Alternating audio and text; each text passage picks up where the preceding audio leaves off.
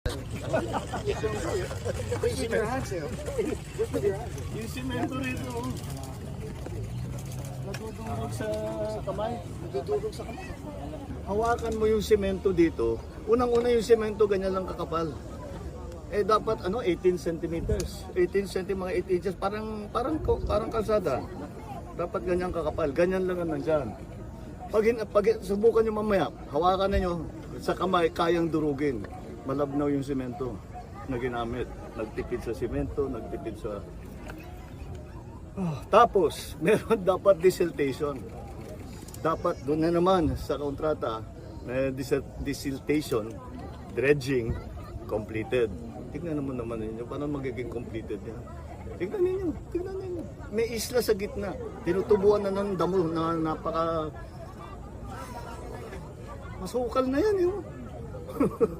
Ibig sabihin, matagal na silang hindi nagde-dredge. Although sa report namin, nagde-dredge sila. Ayan na naman. Para hahanapin natin yung sinong responsible dito sa gobyerno, sa private. At kailangan managot sila dito sa kanilang ginawa. Managot sila, huwag sila managot sa akin. Managot sila dito sa mga tao dito.